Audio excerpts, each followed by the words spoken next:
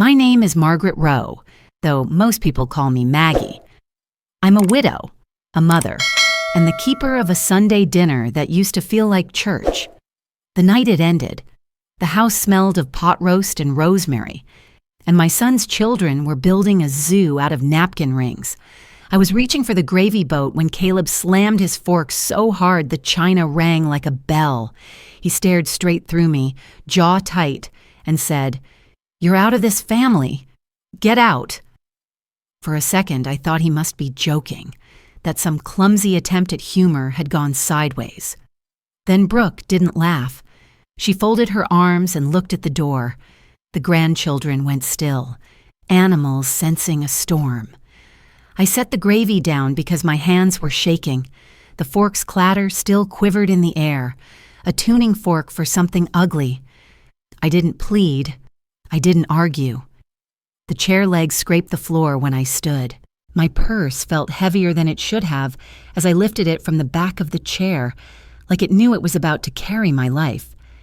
I kissed the top of my grandson's head, the way you do when you are not sure when you'll be allowed to again. Then I walked out of the house that used to be mine, past the hydrangeas Daniel planted the summer before he died, and into the cool Ohio evening. By the time the porch light clicked off behind me, my anger had cooled into something clear. Families can push you out. Paper can pull you back in. And the papers I kept because Daniel asked me to, well, they had never left me at all.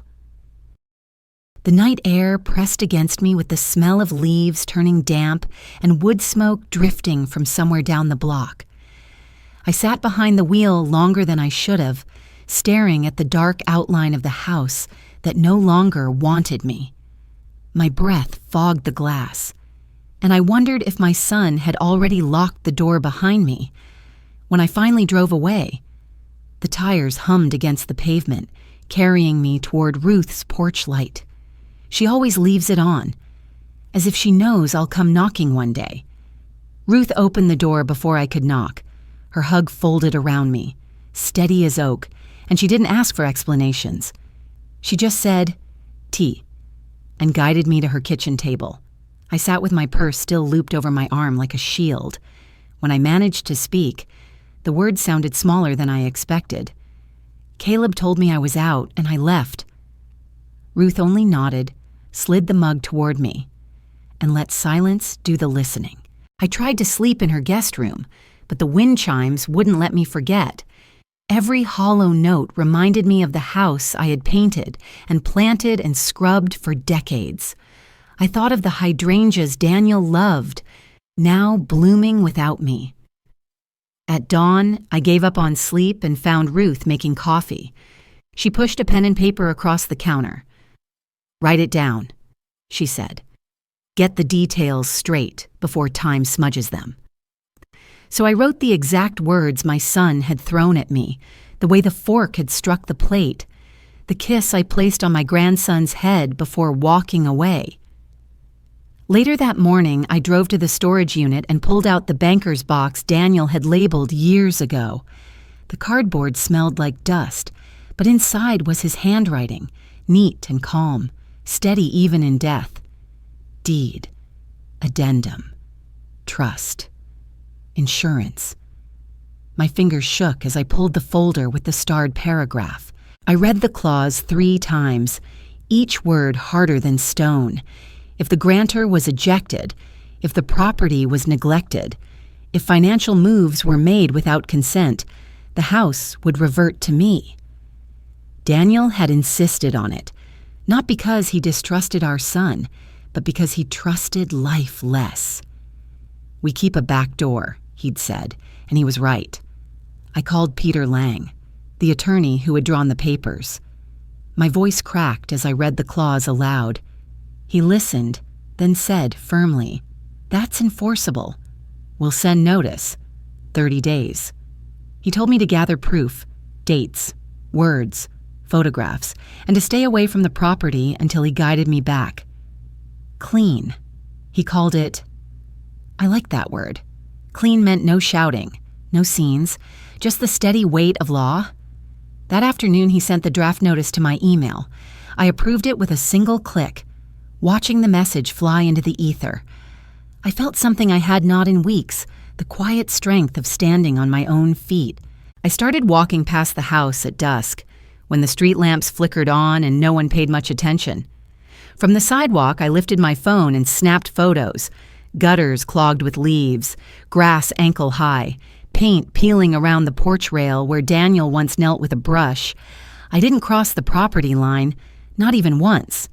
I stayed on the pavement, just like Peter had advised. Each picture I saved felt like one more stone stacked on my side of the wall. 2 days later, Ruth showed me the Homeowners Association bulletin online. Our old address had racked up violations, overflowing trash, weeds, a broken fence panel. I printed them, slid the pages into a folder, and felt a grim sort of relief. Neglect wasn't something I wanted to see, but it strengthened the clause Daniel had written for me. That evening, a message buzzed on my phone. Brooke's number lit the screen. Her words were sharp enough to sting through glass. If I kept harassing them, she would file a restraining order. I didn't reply. I forwarded the message straight to Peter. A minute later, he answered with 3 words: perfect. Document everything. It wasn't that the threat pleased me, but it confirmed what I already knew. My place in their house was no longer safe, and the law would recognize it. The official notice went out that week. 30 days. A simple sheet of paper, but heavy enough to tilt the ground beneath us. When Caleb called, his voice was tight, impatient. He asked what I had done to the title because the bank refused to move forward with his refinance. I listened to the panic under his words and almost softened. Almost. But then I remembered the slam of his fork, the silence that followed, and the porch light switching off behind me. I told him he should speak with his attorney. He didn't like that. He reminded me of the children, how they needed stability, how a court battle would hurt them. I pressed the phone tighter to my ear and answered calmly. Stability begins with honesty. Caleb. When the call ended, I felt both lighter and lonelier. I sat at Ruth's table again, the deed tucked safely back into its sleeve, the folder of evidence beside it. Outside, the wind rattled the last brown leaves against the window. I knew the road ahead would not be gentle, but I also knew I was standing exactly where Daniel had intended me to, shoulders squared, papers in hand, prepared to protect the home we built together. The phone calls kept coming, sometimes from Caleb, sometimes from numbers I didn't recognize. I let most of them go to voicemail. The messages carried a pattern, first urgency, then anger, then a sort of pleading that felt rehearsed. When I finally picked up one evening, his voice cracked on the second sentence. "Mom, the bank won't touch us. They say the title isn't clean. You have to fix this."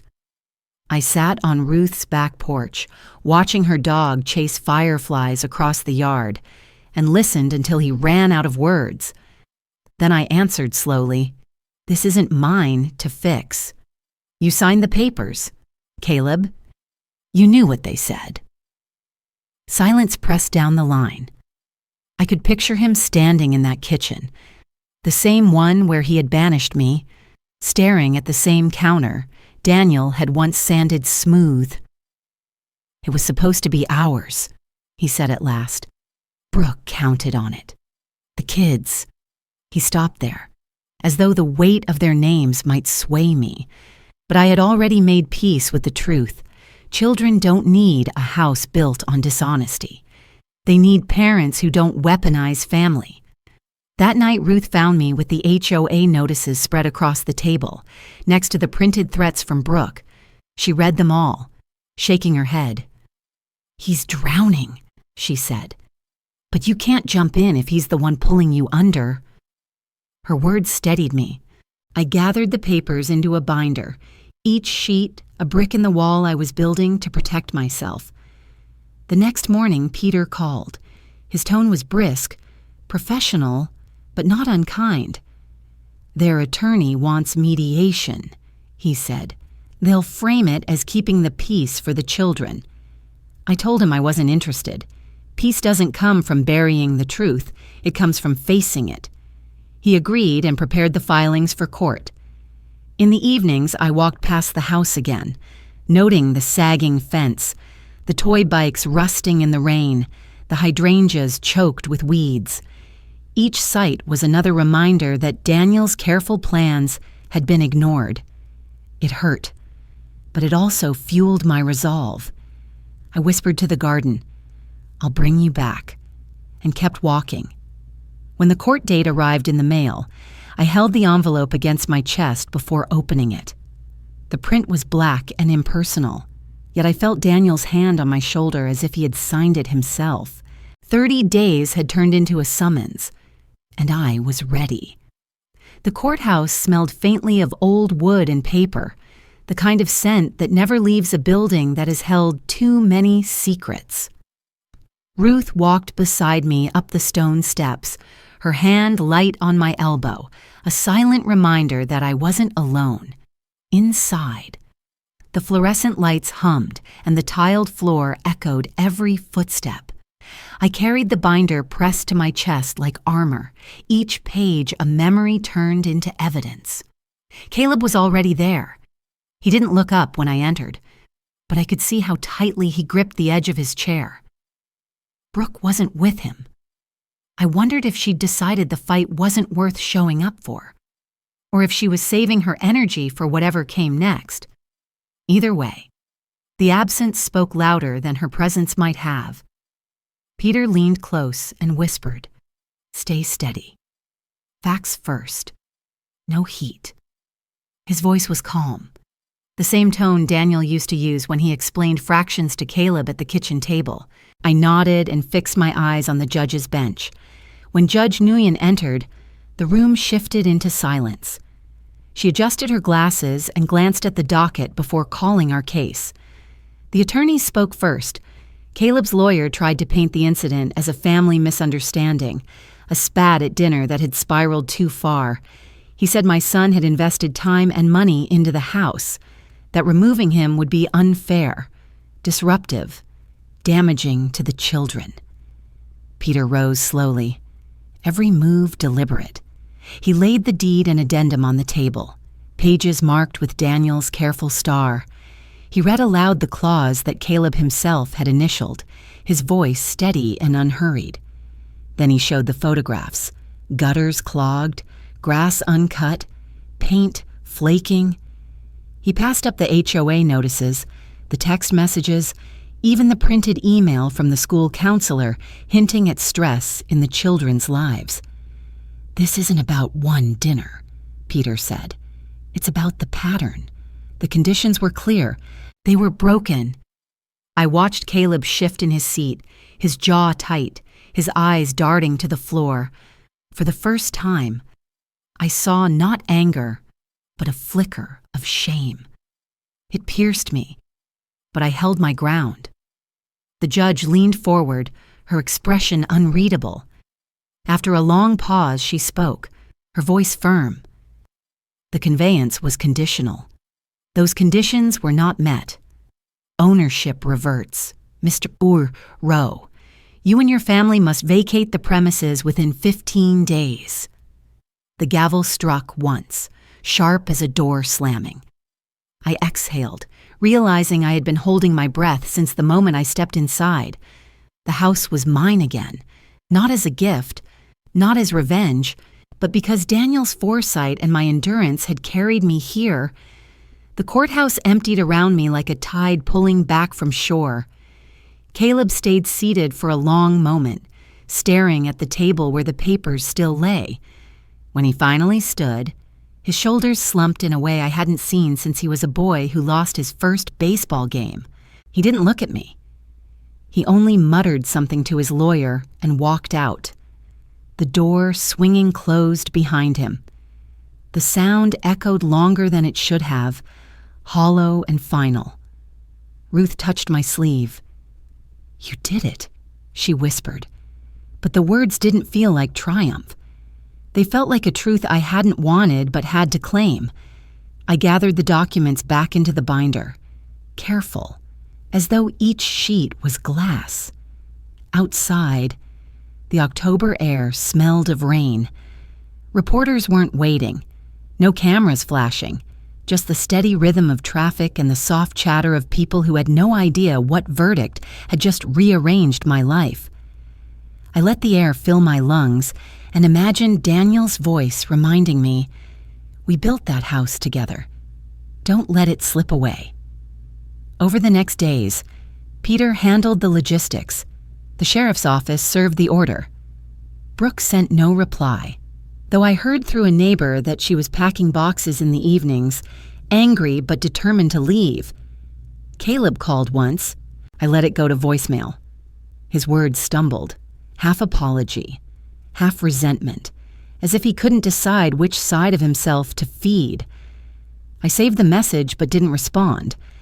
Some silences protect more than they wound. When the 15th day arrived, I drove past the house slowly. The driveway was empty, the blinds closed. For the first time in weeks, the porch light was off. I parked at the curb and sat for a while, letting the engine tick as it cooled. The hydrangeas along the walk had browned, heavy with neglect. I whispered a promise that I would tend to them again, and then I called a locksmith.